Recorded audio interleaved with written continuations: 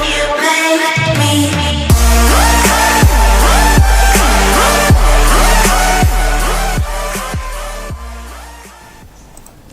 So first thing I want everyone to do is open up Photoshop.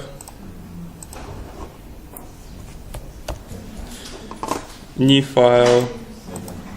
Yep. So is that my trial file? It doesn't. For Photoshop? No.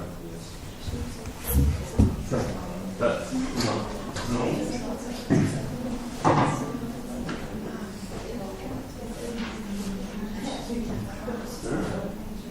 Okay, do you mind using another computer for today? I'm not sure why, but I doubt the school was using a trial to begin with. So, as usual, just open up a web template and we'll use the 16 by 12 transparent background as normal. And for this task, we'll call it reflection underscore last name.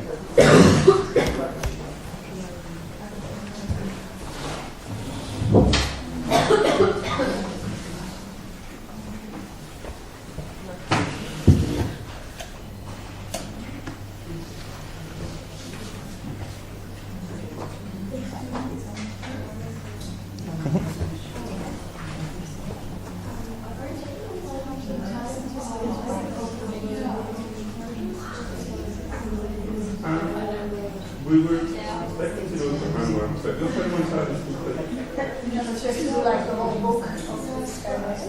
Yeah, so...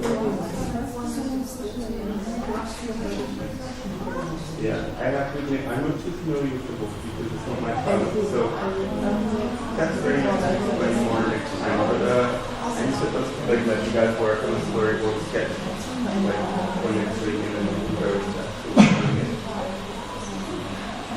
But don't worry, like, we're not behind.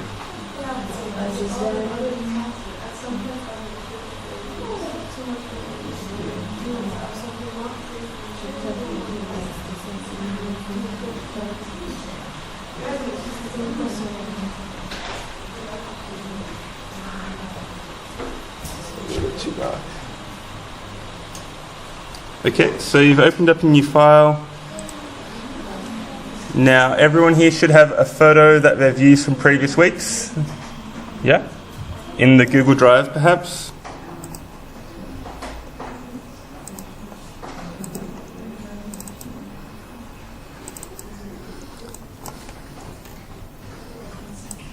What kind of photo do we use? Just the photo of yourself. So you can use either the photo from week 1 or week 2. Can everyone see that?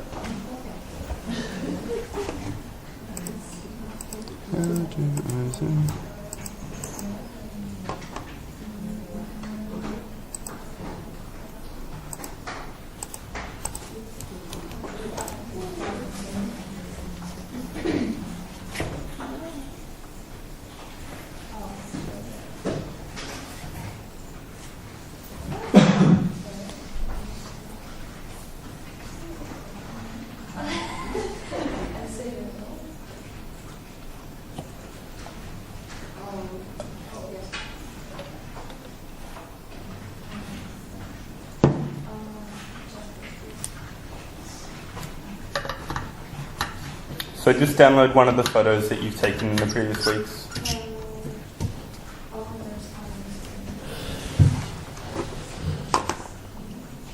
We can use the photo that we used for the first meeting. Yep.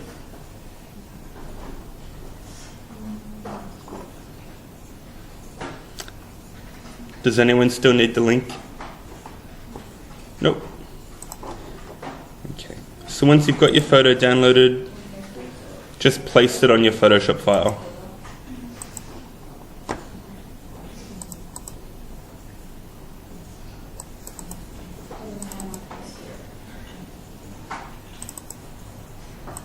So, whose face am I going to use today?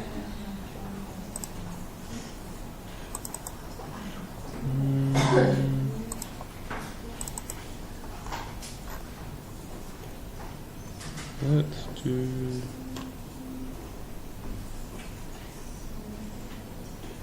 this one.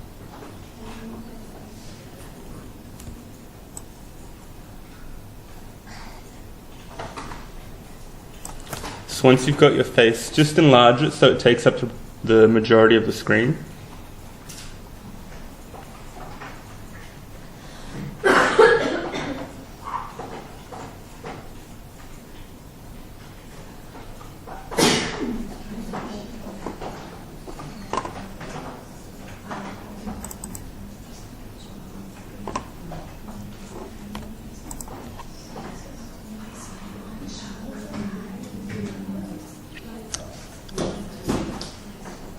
Now, to give you guys perspective,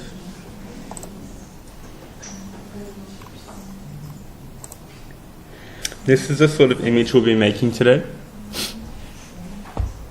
So we're working on creating an overlay and a filter of liquidity or liquify. So yeah, this is a task for today. So first thing we want to do is actually set a guide. So remembering, if you just drag down from your ruler, we can set a guide where we want this horizon to be.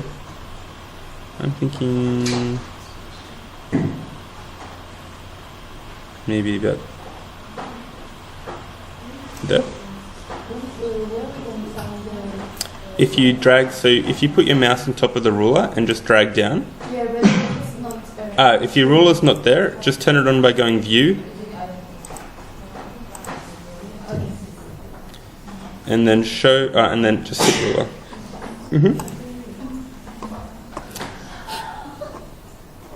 So the next thing we want to do is find on Google Images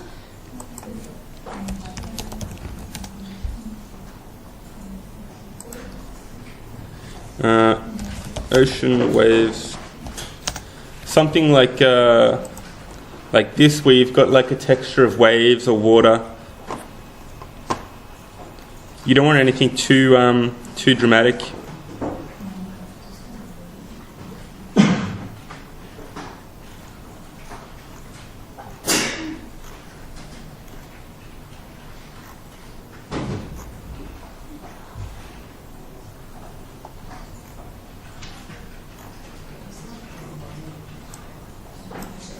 So I think I'm going to go with this one. So once you have that image, save it.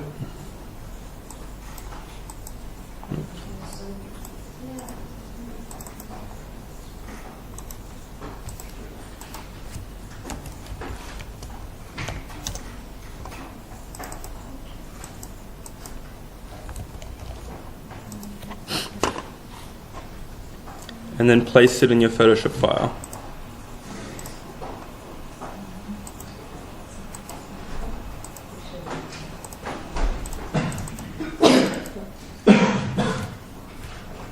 And just stretch to fit.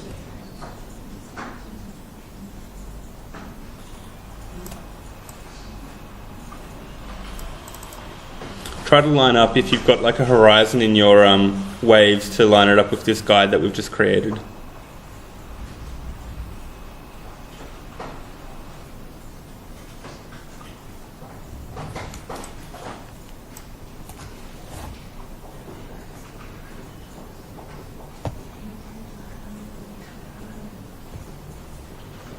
Hands up if you need help. Everyone's okay?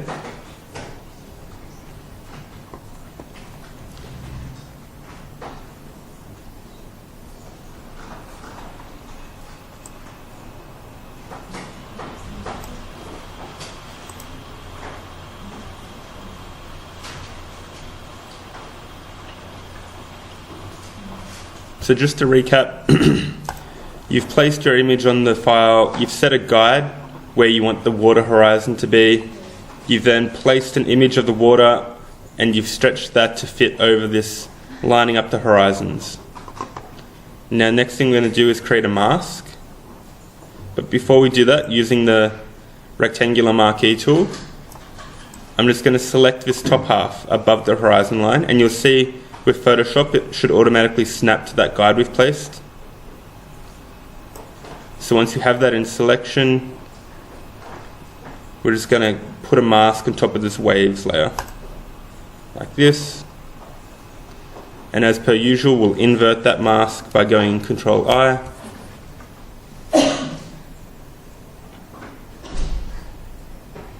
And then you should have something like this. So which tool should we use? So I use the rectangular marquee tool. And then just dragging over the whole image, you'll see that it snaps to that guide.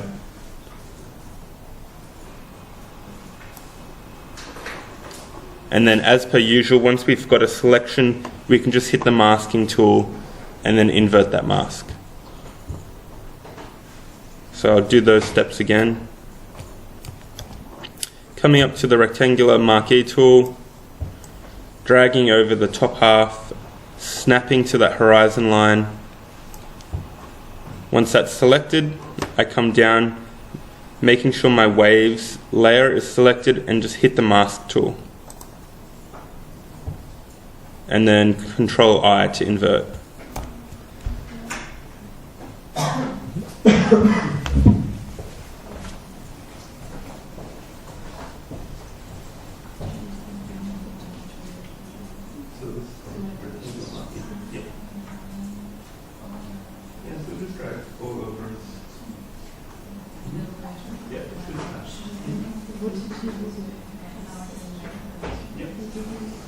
And then just Control I to invert.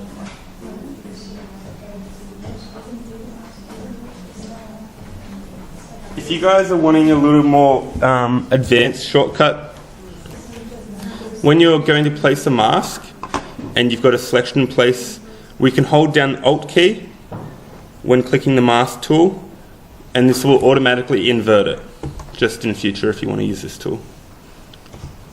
But it's also fine just to invert it afterwards. Okay, so the next task we're going to do is we're just going to hide this layer so we can see the background layer again. And now we want to remove the white backgrounds in the image so it's transparent.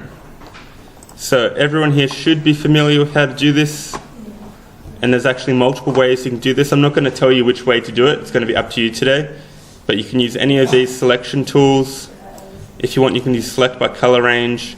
It's completely up to you. Going to see how you guys go.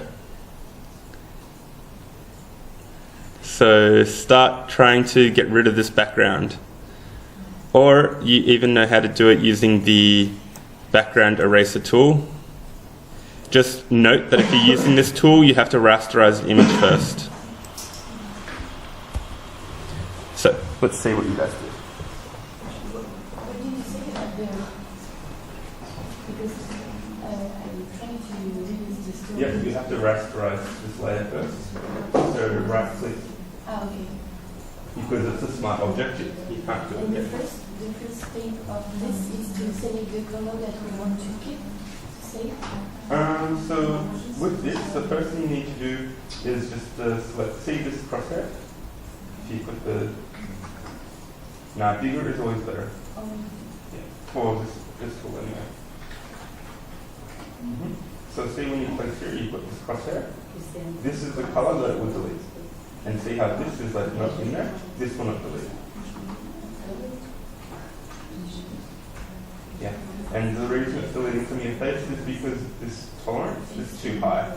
So you can reduce this and then try again.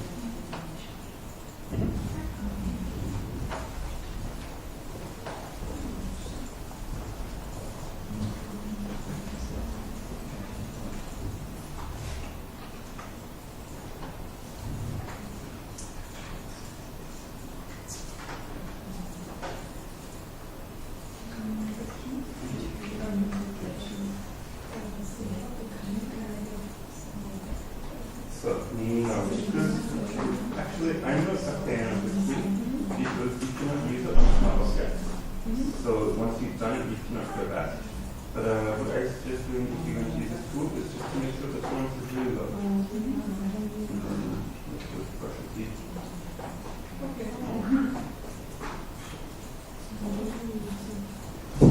If you're using the background eraser tool, make sure you're using a really deep brush. Yeah. Yeah, mask is fine. Yeah. This is even better, I prefer it.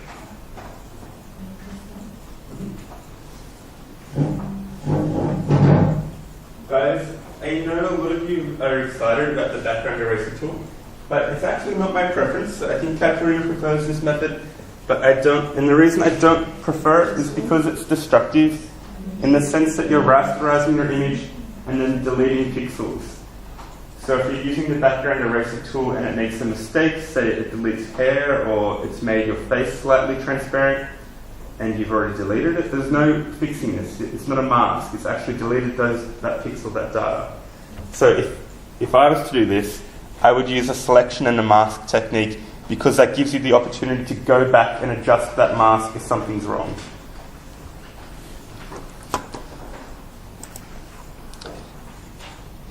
And now that you guys are all finished, the way I would have done it is just done by color range, because my background is a single color, like this, and then I would have just fixed up these blurry bits down here, like that.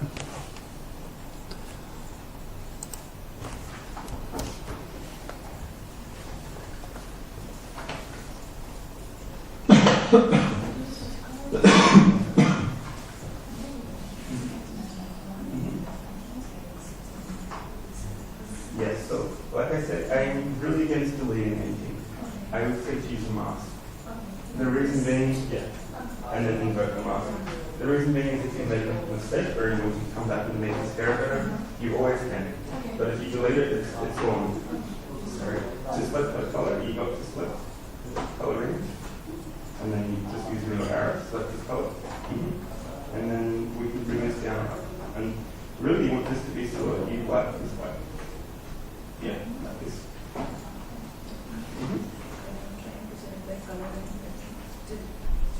I think it's probably too late because there's already very little data for it to pick up with. But another way to do this is because you use a mask, which I always prefer to do. You can actually indent mask options. Like this. Refine mask. It's a little bit totally fine. It should be something here.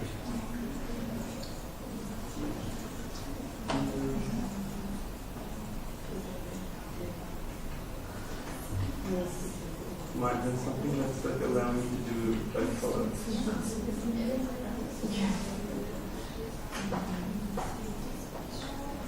It's okay. If you really want, you can just hold that shift. You can click it to save it.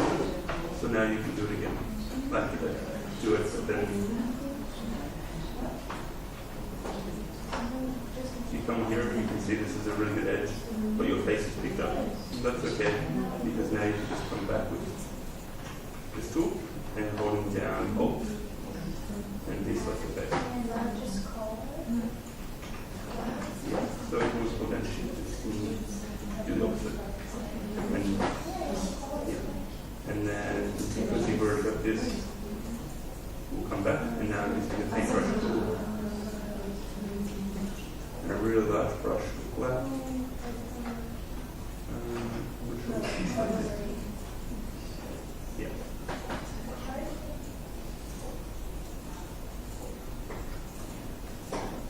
So that should have put really less. Who's needing help? Next step. Great. And for those of you that have used the masking tool, make sure you've done something to refine the edge. This is pretty good, but maybe your hair was cut off or something like this. You can always come back and refine the edge to make it look even better, which is what I'll do now.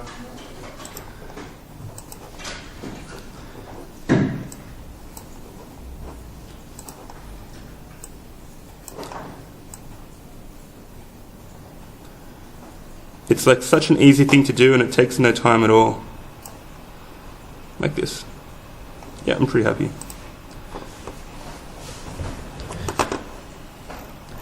I've also picked up some shadows, so I'll fix that up.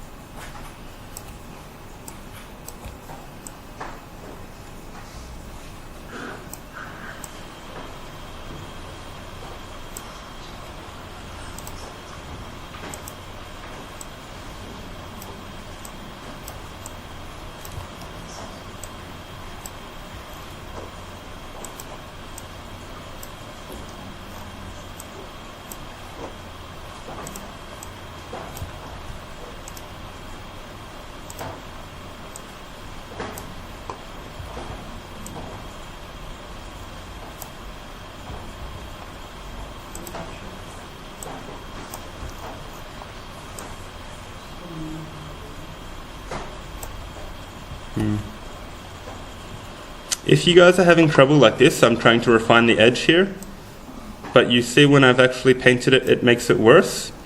It's because the colors are too similar, so you guys can't always use this tool. In some instances it won't work.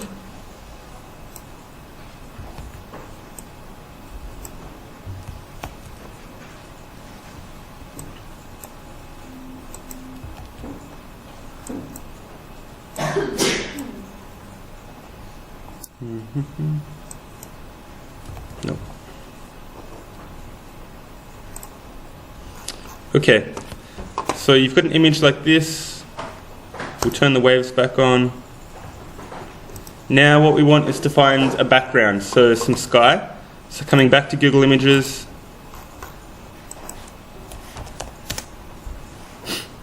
me, I'm going to find a sunset, but it's completely up to you to find whatever sky you want. Just make sure the perspectives match. So if you look at your image with the waves, you can see that my perspective is really at the horizon line. So I need to find an image that's also at like eye level towards the horizon line. Something like this.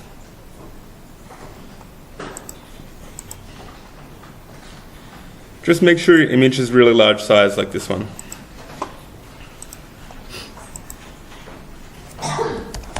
Save the image, and then as always place the image. And then try to line up your horizon to that horizon line as best you can.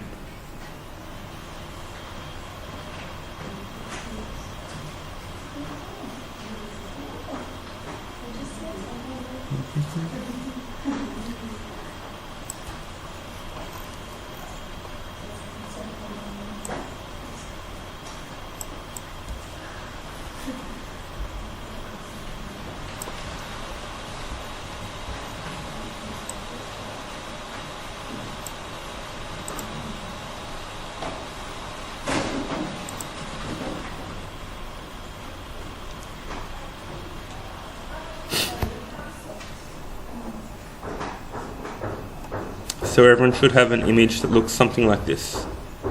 Or maybe it looks actually like this.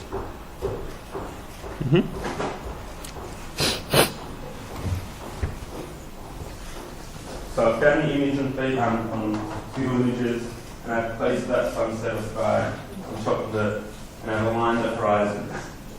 And you can see my image had some hills in it, so all I've done is aligned it a little bit lower so you can't see those hills.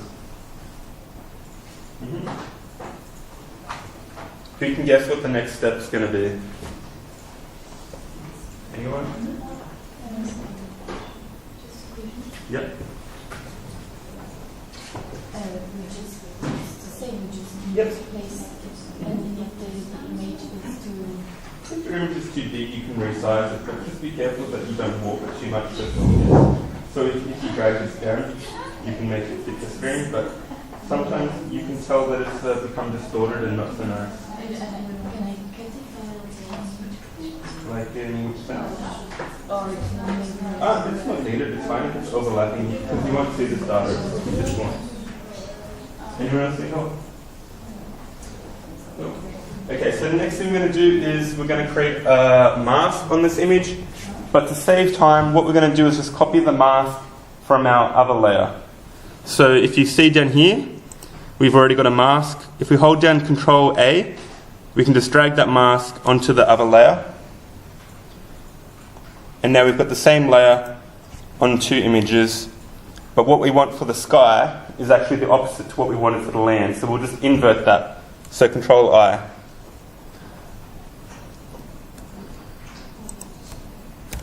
Like so. What do you do to copy the mask? Sorry? Control A. And just drag the mask onto the other one. So holding down Control A, that is.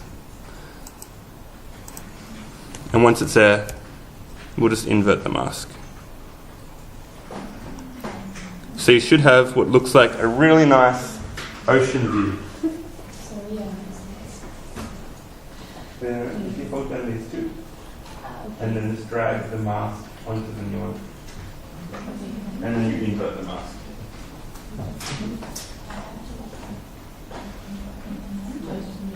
Is that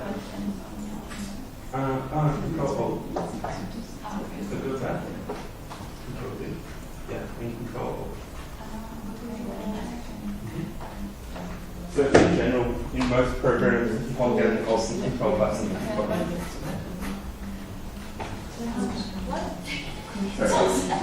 come back. Control Alt. Guys, it's not Control A, it's Control Alt. A-L-T.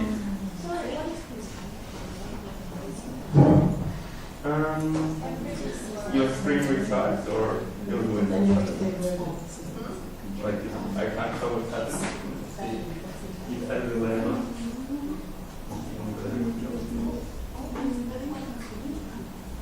So, this is where you go out.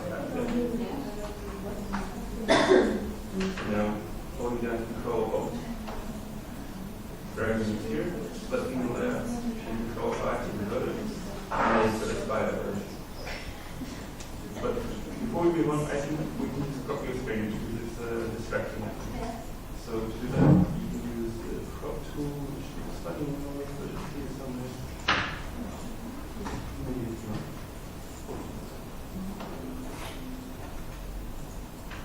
Okay, we'll just go to the select image.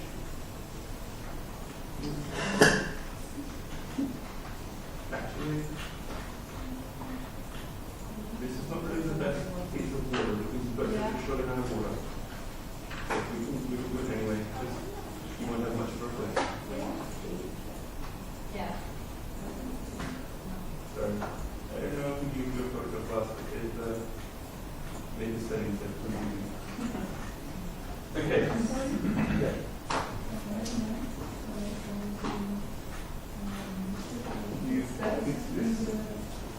So you're painting the layer mask and you must paint white.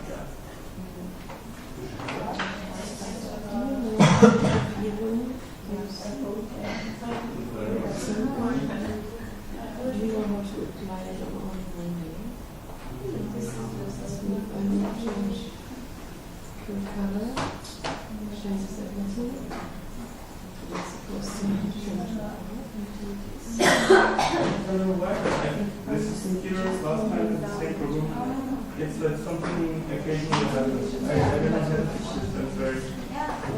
So if you open it on your own computer, it works. It's just this computer. Sorry. Okay guys, so now we've got our scene. What we want to do is drag your face to the top. Like this. And this is a nice photo on its own, but what we're going to do now is using the layer mask that we've just made for the sky. Same thing, holding down Control Alt.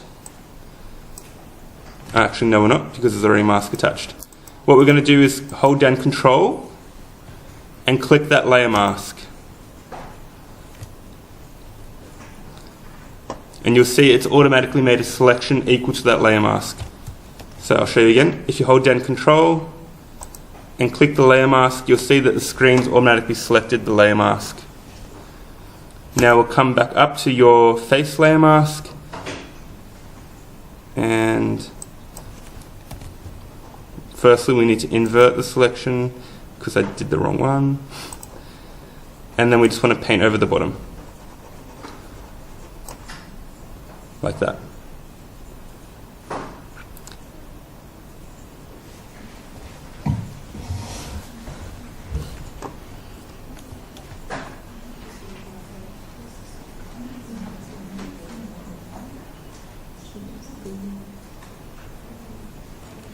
Do you guys want me to repeat that step?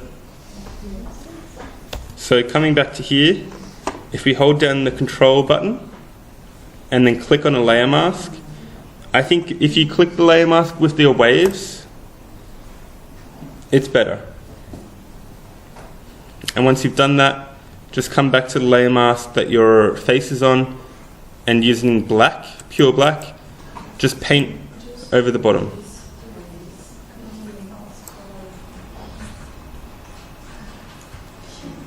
So one more time, holding down the Control button, I come down and I click on top of the layer mask, the one that we've used for the waves. You'll see that it's automatically made a selection.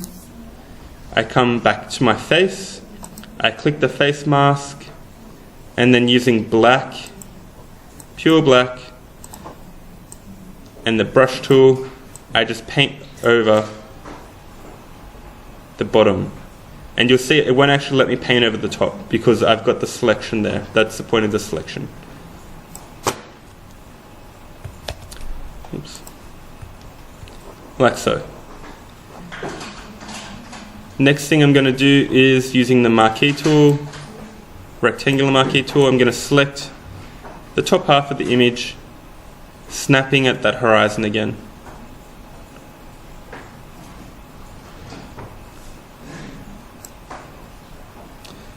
Who's not up to this step? Hands up if you need more time.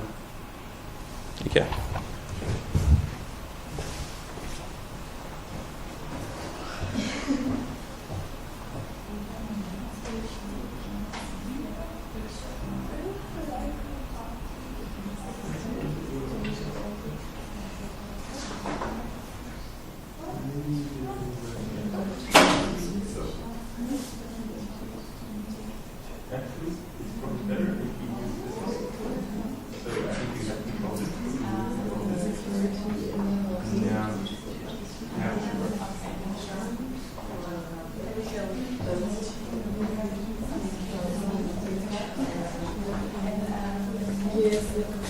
Okay, so now that you guys have selected this top half,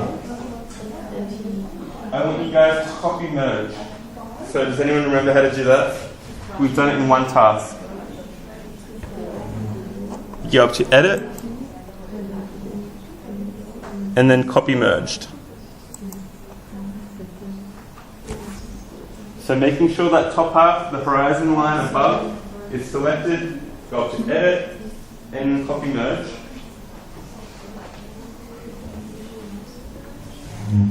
And now we want to paste in place. So the shortcut to do that is Control-Shift-V, or you can come up to Edit, Paste Special, Paste in Place. So we've copy merged by selecting the top horizon, Edit, Copy Merge. Now we're pasting in place. Shortcut to do that is Control-Shift-V, or you can come up to Edit, Paste Special, Paste in Place. I know it's easier for you guys to actually come up and do it through the menu bar now, but actually I really emphasize how much quicker it is if you use shortcuts, because you're really reducing the amount of time it's spending on doing these medial tasks by just one click. Yeah, I'll do it again on the screen. So I've come up with the marquee tool. I've selected above the horizon line. I go up to Edit, Copy Merged. Once I've clicked that, then I come up to Edit again. I go Paste Special, Paste in Place. And what that does, it pastes it directly on top of where it was. So if you come down and look at your layers, you'll see that I have this layer on top, and you can't actually tell it's there if I remove it, because it's pasted exactly on top of the other.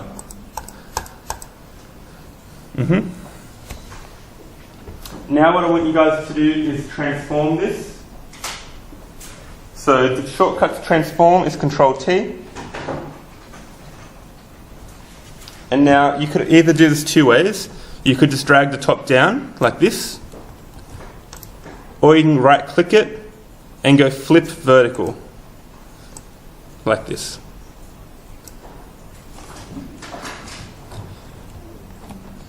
I think it's really important that you guys learn about if you right click these tools here, because if you're doing a render and you have like some material and you want to place it on a wall, you can not always get the perspective right. But if you do it like this, you can actually manipulate the perspective really easily, so it adjusts to like some walls. But for this exercise, I'm just going to flip vertically and drag down. like that. So you should have a pretty funky image by now. Does anyone need help?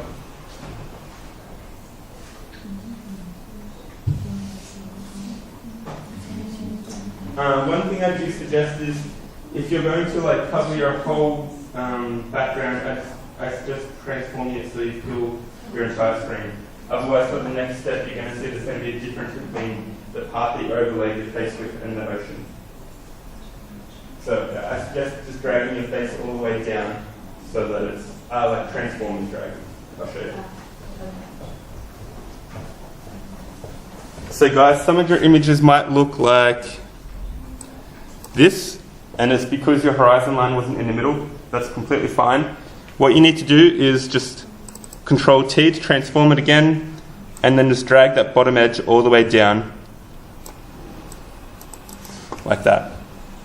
So you shouldn't have anything left over that hasn't been covered, otherwise it won't look great for the next step.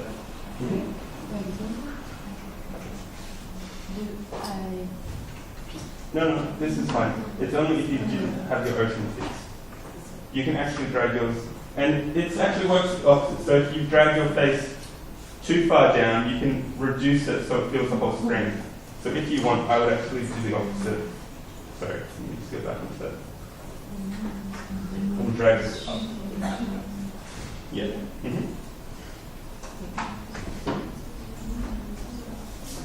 And now someone had like the H. Who was that? Was it you? That had the beach? Yeah. Like those sand or something? It's okay. Okay, so now guys, I want you guys to change the overlay styles. So if you come back here, you guys should all be familiar with changing the overlay style by now. We're just going to play around with a couple of them and see which one looks best. Remembering that this is going to be a reflection on the water. I always like soft light and hard light. Maybe hard light looks better this time. And once you've set the overlay style, you can just reduce its opacity.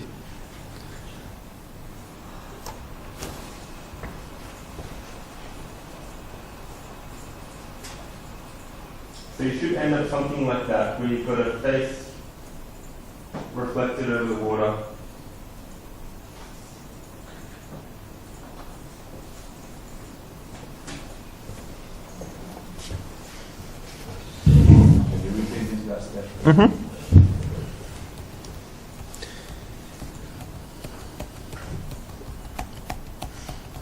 So coming back here, what I do firstly is change its overlay style. So clicking here and changing it to something I prefer, like the lights, so hard lights, my preference here. And then just reducing its opacity. So you see here the opacity bar. If I just drag the word opacity to the left, I reduce its opacity. Like this.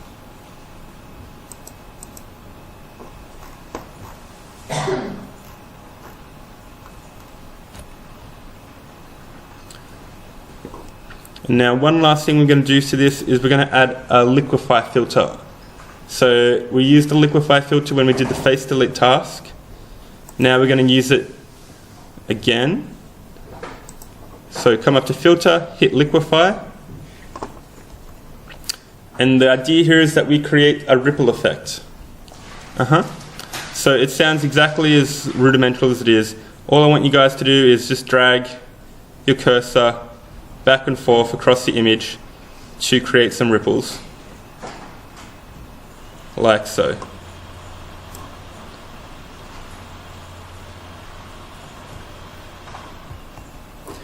If your brush is too big, you can reduce the brush size here. I think in my instance it's probably too big. Now it's too small. Now it's just right.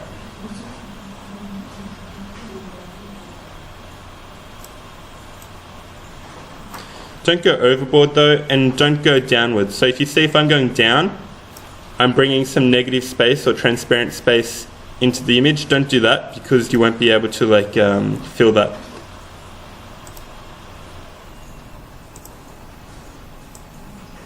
Just go horizontal, making sure you're not touching the edges.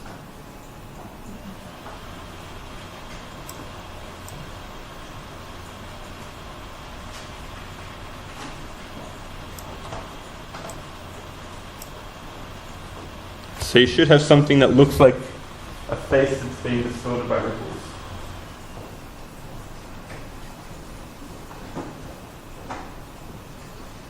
Just try not to go too overboard with it because you'll sort of lose the facet of the face.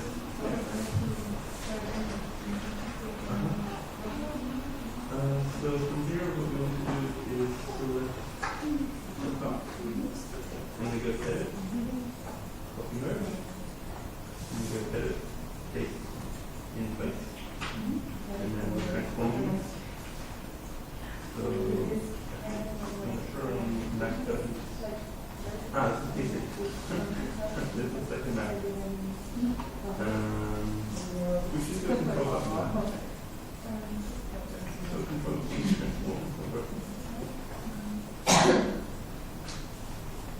Okay. And then it's dragging this down. And we'll bring this to the very top. Like so. And now what we're doing is doing filter gallery with Liquify. And we're just maybe the brush too deep, but just create ripples. Yeah.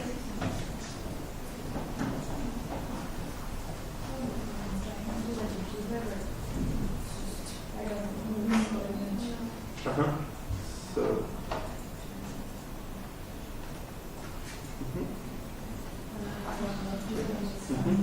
This happened to someone before. I can't remember why.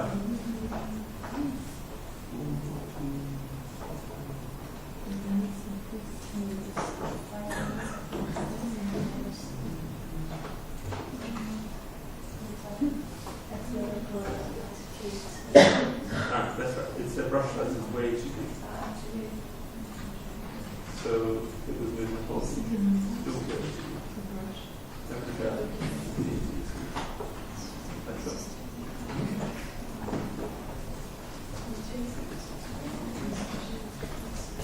Okay guys, so once you've done that, just go OK. And you should see by now you've got an image that looks pretty close to realistic. I mean, as realistic as a huge face over a horizon can be. It looks bad. It looks really bad. Yeah, I think maybe you use too much Liquify. Also, the perspective of the ocean is not so, doesn't match the sky. Like the ocean is too close and the sky is too far away, perspective-wise. This is great. The only thing I wanted to say is that your photo is really green because of this image. We can adjust this by adding a layer, a layer adjustment layer. So we go color balance. Color balance is best. And then just bring down the greens. Like this. Yeah, these look great. One thing you guys can do now is you can add adjustment layers to your face to sort of make them match the sky. So for instance, if you look at some of your images, you're using like really rich orange sunsets, you can adjust your face with an adjustment layer to make sure the colors match. So you can go only backwards. So if you go edit, undo. Yeah, but then if I do now Liquify. Yes, so go backwards more. If you go filter, this is a shortcut to repeat the exact same thing. You need to come back to this one and repeat it. So to convey what I was just talking about, I come back to my face and I want to make my image like really yellow and blue. So I'll come down to adjustment layer. I'll firstly add some vibrance to make it really stand out. Like this. Making sure I snap to the layer below, really important. Then I'll come back and I will add I'll add a solid color. And I'm going to do like something like this, some really bright yellow. And then I'm going to bring that transparency way down. And I'm going to make sure that snaps to the layer below.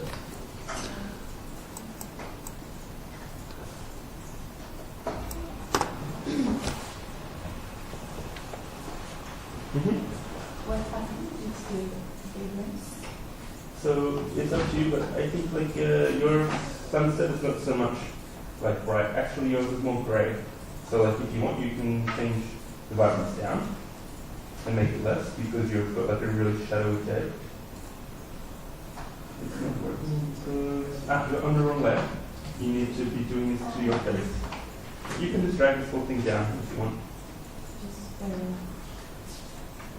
If you drag the icon down, it will snap to the image the layer. Yeah. You can go yes. No, sorry. You need to place it above. Not above your face. Yeah. I think above your, yeah. So you're dragging, you're dragging the layer, we need to drag the icon. Yeah. And then just make sure it snaps. Yeah, so now you can adjust the vibrance and you can see your face is getting more grey. I think for you, maybe you can do something like grey because you're in a storm.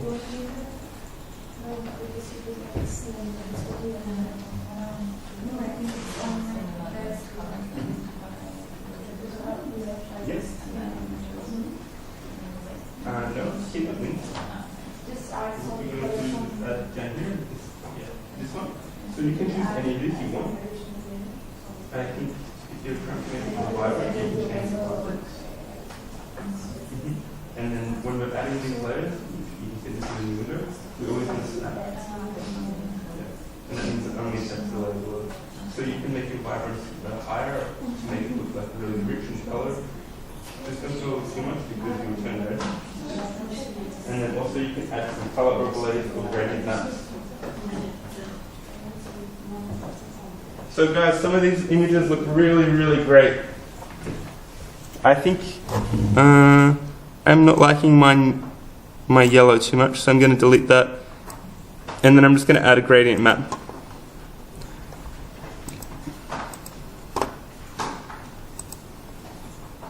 As per usual, gradient map, and I'm going to go soft light. I'm going to snap to the face. I'm going to reduce this transparency.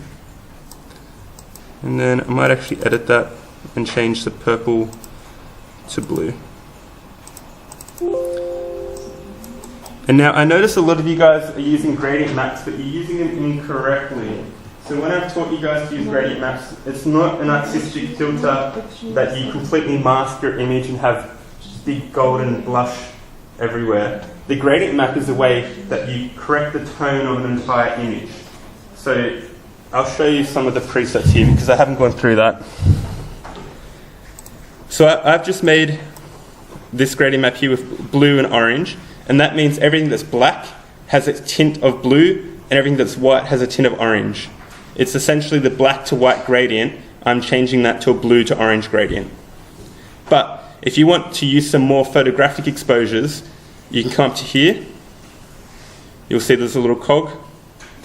And then come down to photographic toning. And then just go append. So it adds all these extra presets here.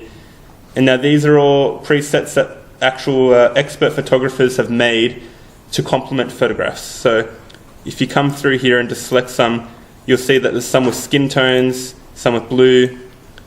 So if I just go OK, you'll see that it's made my face look really like, I don't know, depressed or blue compared to what it was. But I can change that again and do something different. And so what these do, it's a way to tone your image. And actually I can even unsnap this so it does the entire image itself. And now if you see it, it brings all those tones together because now everything has a blue tone for black and an orange tone for white or whatever this preset might be.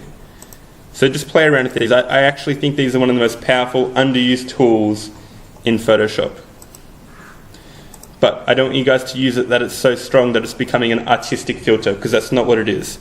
It's a way to subtly adjust the tone.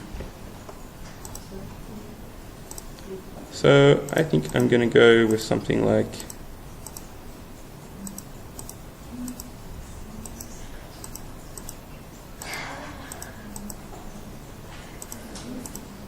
that.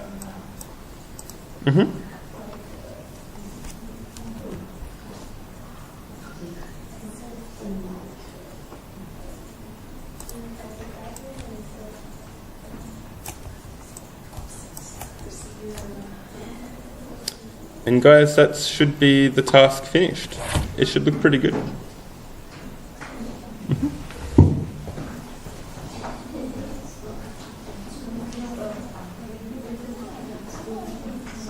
So we don't have to open this window there.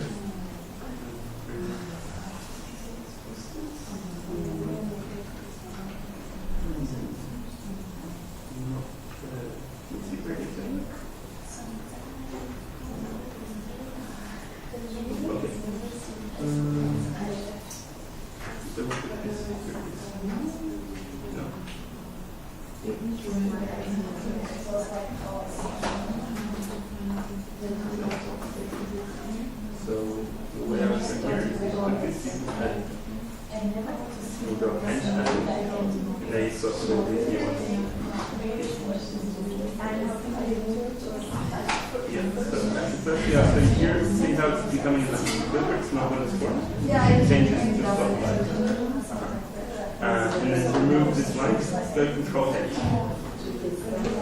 Yeah. Guys, to remove your guide, just press Control H to hide it. Control H to hide the guide.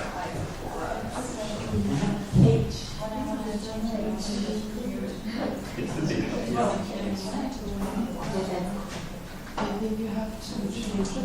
So you can change just the water if you want. But also, I think the water is the best thing to change. Yeah, I'm sorry. But you need to find that perspective that will match. So something like this where it's like really hard to see. So if you want, you can just find this image on Google and then just swap this first.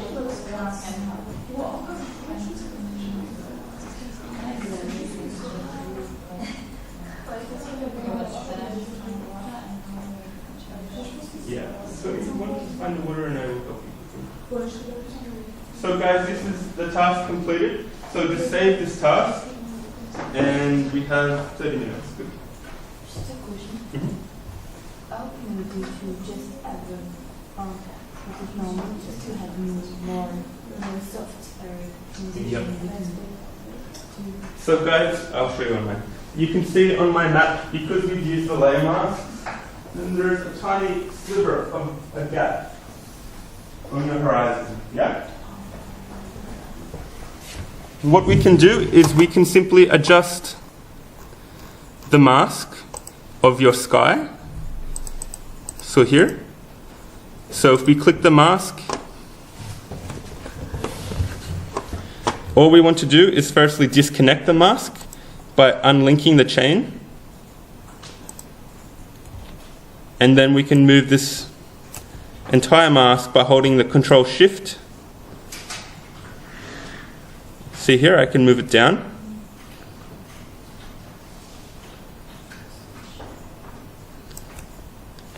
Or in fact, I can press Control T, and then I can actually make this black area bigger, or white area bigger. But for my image, this doesn't work too well.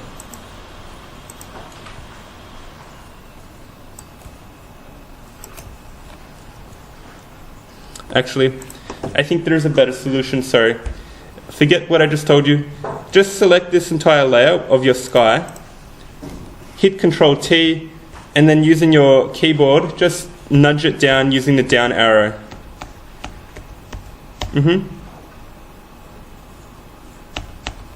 So just nudge down like twice and it should fill that gap. And then do the same for your face. Control T, and then just nudge down twice.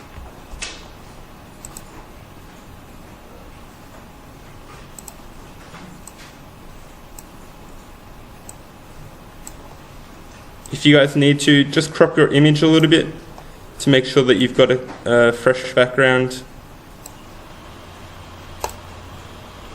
Like so.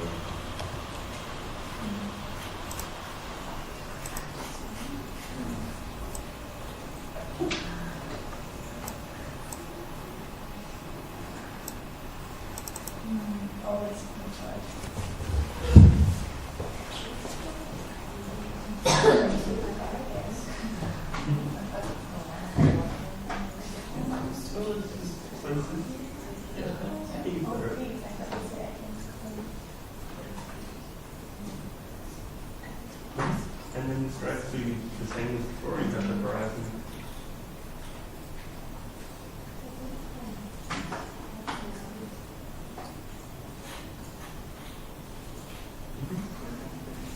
Maybe just stretch it down so it feels here, yeah. And then just drag it down to it. Sorry. Yeah.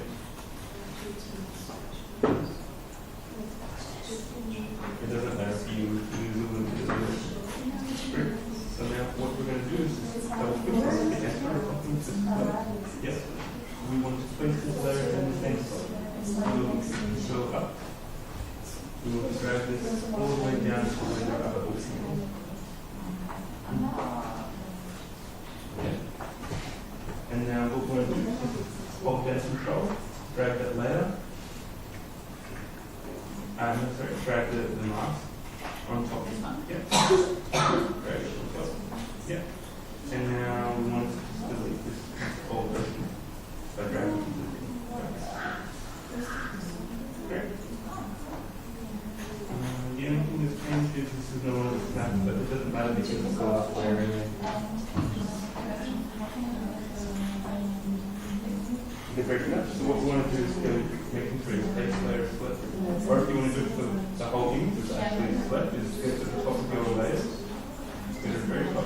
And then here, you adjust the layers. And that's right, why not this? So you go to the place. Yep. And then bring it down. And you see that it says that this new dialog box. So if you click here, this is where you start. But because it's not really loaded, you can load more purchases. You go and back to photograph and just go and sort of add them to it. Yeah, okay. And then you've got extra presets here. So play around with these, and always whenever I use these, I change the filter to soft light. It just makes it really subtle. Yeah. Yeah, so just crop the, yeah.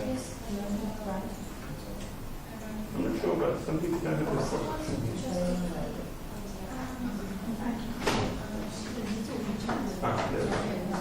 Just drag it where you want.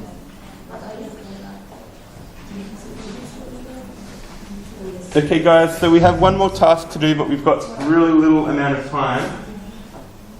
So,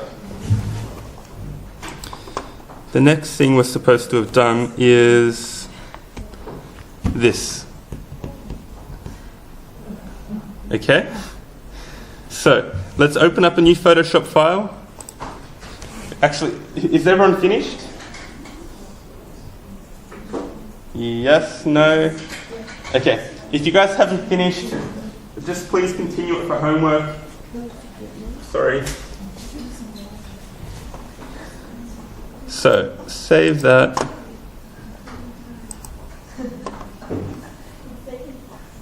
Go File, New. Do the same before, Web Preset, 16 by 1200.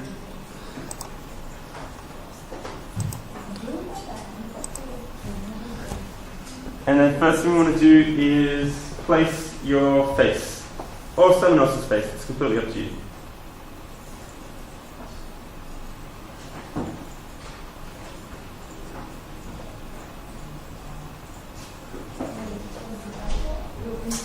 So the title of this will be Grid. Grid.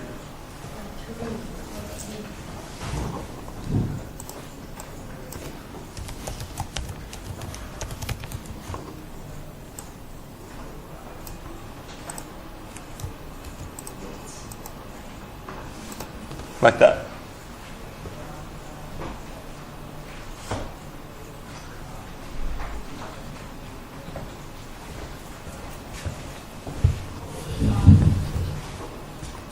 So place your face.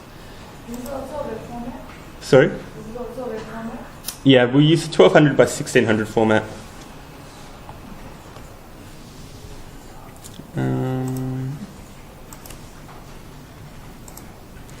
So, student downloads. Whose face am I going to use today? I've used some of those. I think Kenza. So place the face and drag it to fill the screen, like so.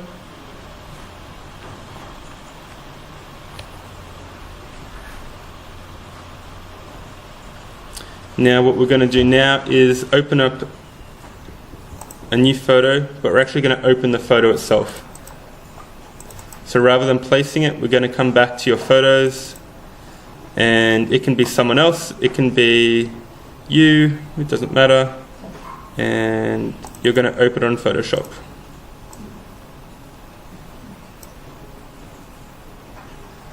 Like so.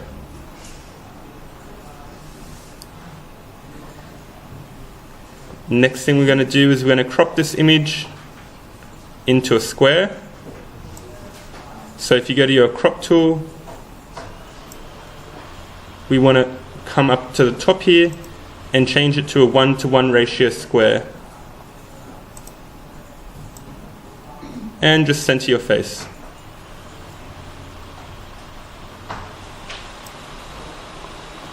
Like so. I'll repeat, sorry. So you've opened up your face, like so. You want to come to the left hand side and select the crop tool. Maybe it says slice tool or perspective tool, you just need to hold it down to bring up the more options. Does anyone not have this option on their computer? Everyone has it? So crop tool, and then change up the top here on the left to a 1:1 ratio.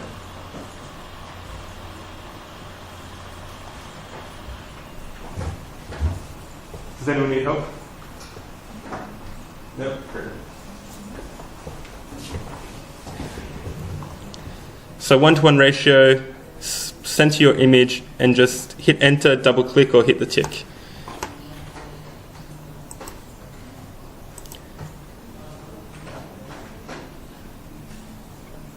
Now we're going to define this as a pattern. So we've worked with patterns once. We're going to come to edit and define pattern. Okay? We're going to give it a name, whatever you want to call it. Face pattern, it's up to you, whatever you name it.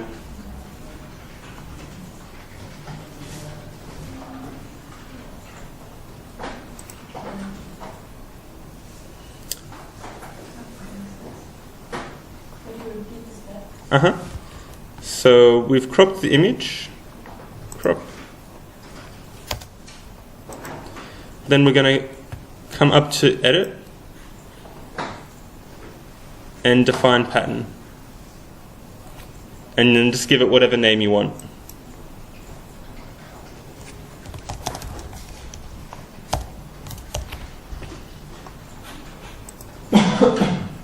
Now once you've done that, come back to your original image.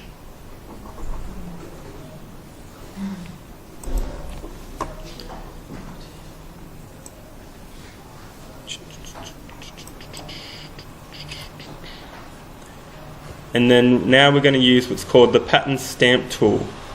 So on the left hand side you should see the clone stamp tool.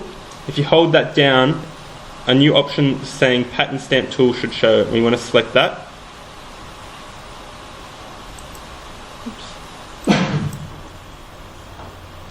Change your pattern to the pattern we just made. we want to come down and create a new layer. Am I going too fast?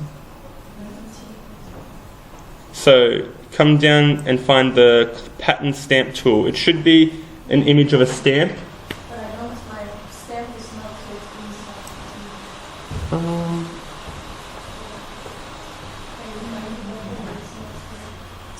So your pattern's up here.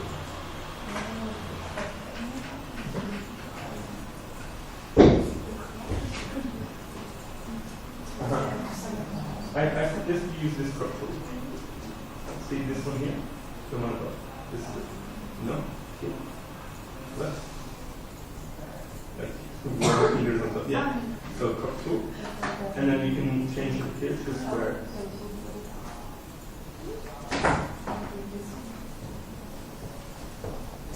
So everyone's found the pattern? I'll just repeat those steps.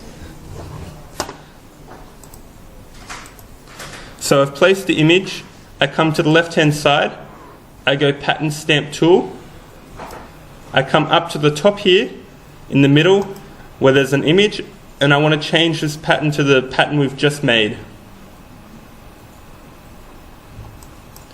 And once you've done that, I want to come down and I want to make a new layer.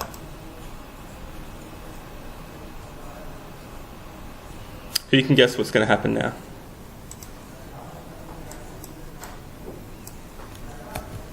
Not that.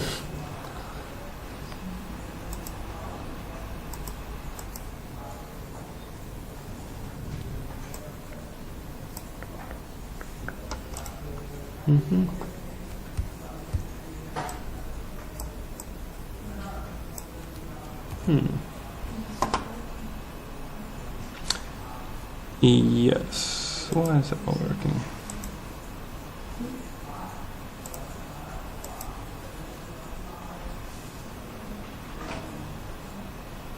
Sorry guys, just give me 1 sec. I need to work out why this isn't working correctly.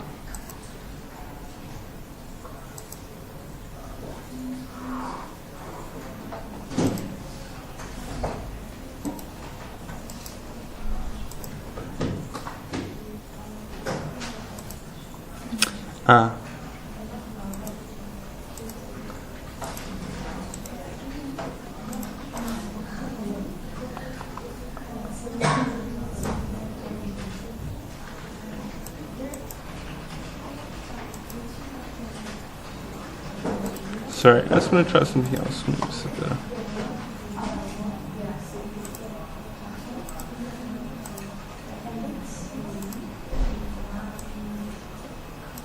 Okay, sorry. I will do it another way. Sorry, people.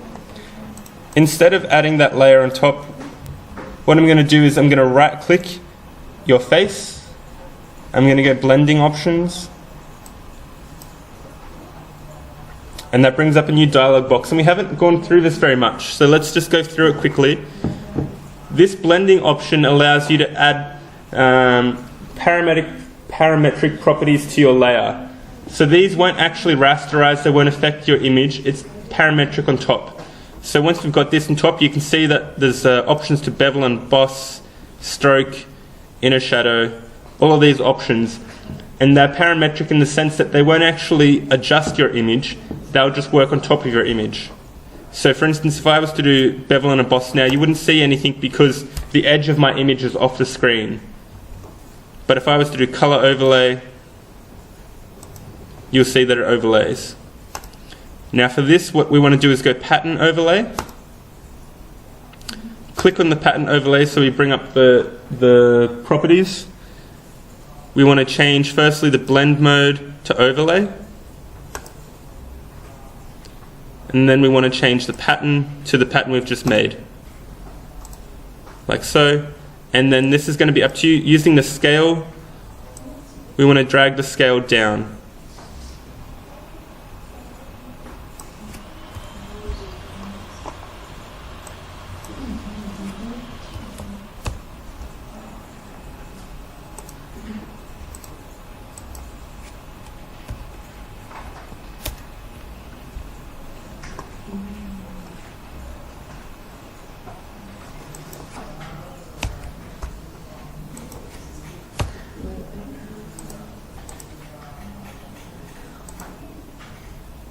And now if you notice that it doesn't look too well, you can change the overlay style again to something else.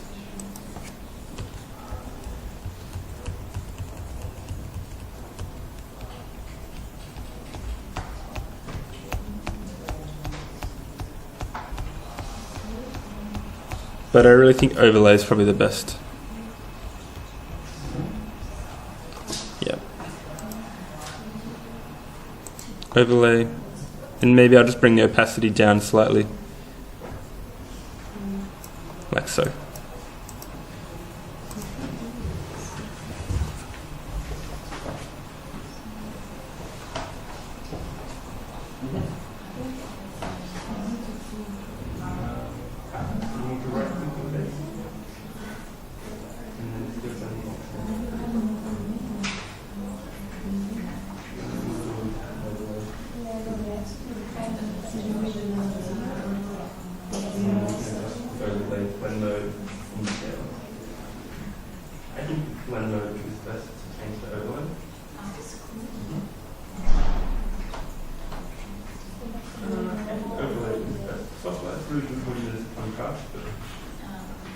And then we just drag the scale again.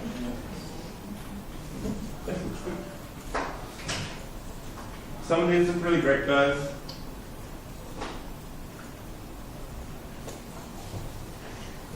Does anyone need help?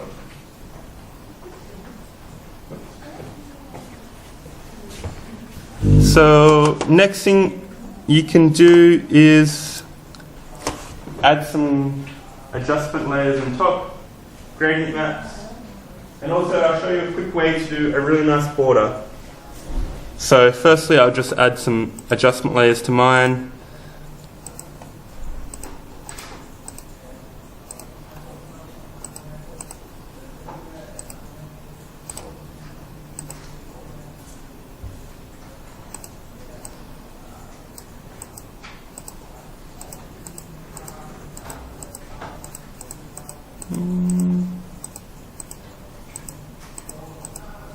That one looks good.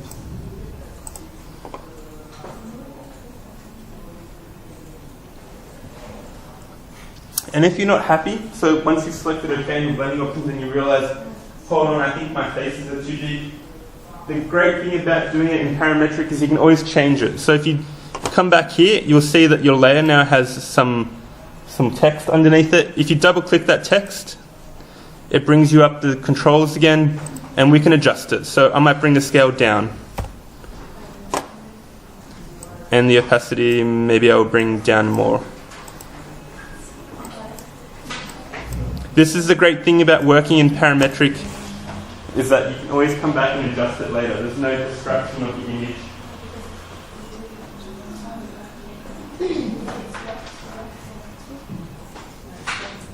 It's okay? Okay, so now I'll show you guys how to do a quick border. So if you go and create a new layer on top,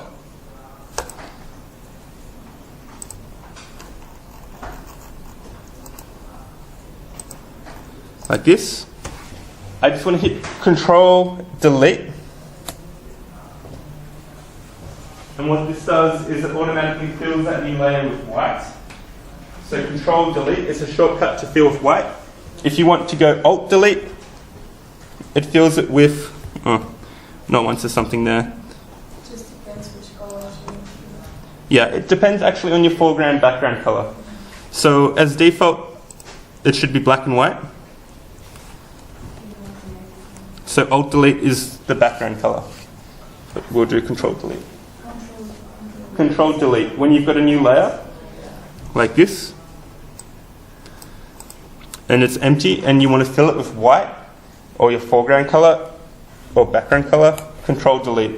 And then Alt Delete is to do the background color. It's just an automatic to fill the layer. And then next thing we want to do is to add a blending layer to this. Blending options. Come down, and what we're going to do is do a inner shadow.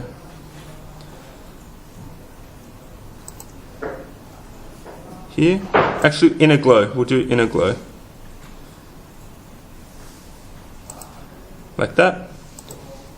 Change the color to black. It doesn't actually matter what your color is. Opacity 100%. Here we want to move the choke to 100%. And the size, I think it's up to you, but something around 30 or 35 pixels is really good.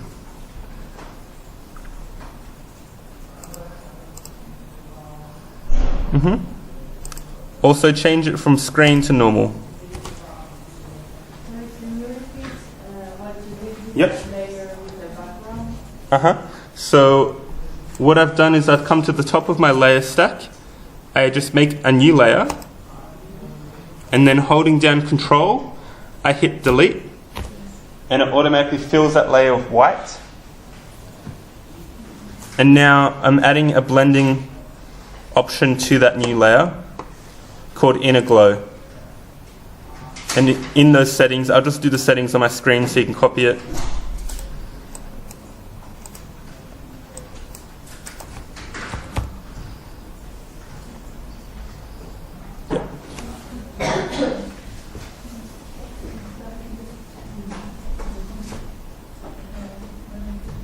So you can see already on the preview, it's a bit hard on the projector, but on your screen you should see a big black layer come up. And you can change this color to anything. By adjusting this color here, you can change it to whatever background you want. Sometimes if you're having it as like a photograph, the color white looks really good. And then the next step here is to just remove your fill. So you can see once you've got the layer selected, there's opacity and fill. The differences here is opacity works on the whole layer, including its parametric options. So if you're removing the opacity of a layer, it also affects its parametric options, such as blending and adjustment layers. If you just reduce the fill, it's literally just reducing the rasterized properties. So the parametric options still stay, but the infill is removed or reduced. So now we're just left with the border.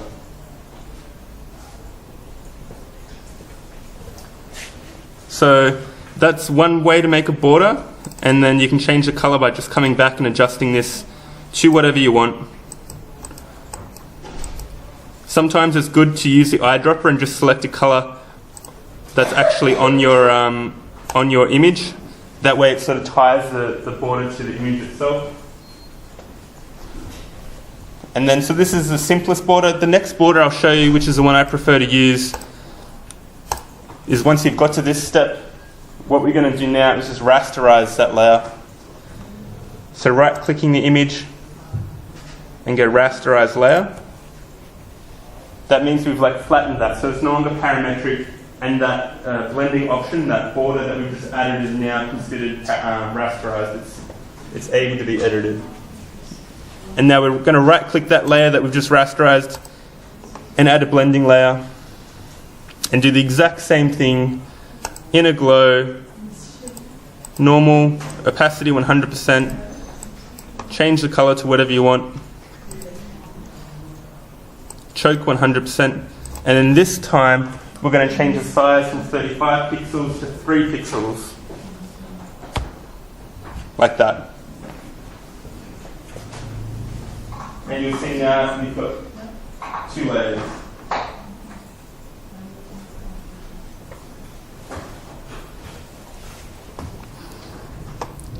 You hit OK. Now we just come back and we reduce the fill again. So now you're just left with a really nice, stylish border around your image. Repeat it.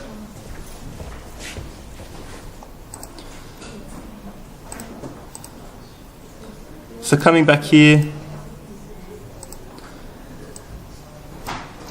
with a new layer, we add a blending option to inner glow. You can do it whatever you want. Change the options to opacity 100%, blend mode normal, choke 100%, and size roughly 35. Once you've got that, then we remove the fill. So drag the fill down. Now for the next step, we rasterize this layer that we've just made. Add another blending option on top of the layer we've just rasterized. and do the same thing. Inner glow, everything's the same except for the size. And here we'll do the size as 3. And once you've done all that, again, just remove the fill. And now sometimes it's nice to change the overlay style to something else. It's a bit hard to tell here because it's like not very much data to work with. And you can also just remove some of the opacity to make it like a softer border if you want. So that's it. So save those 2 images, upload them to Facebook, and we're almost on time. What is the name? This one is called Grid, G-R-I-D _ last name.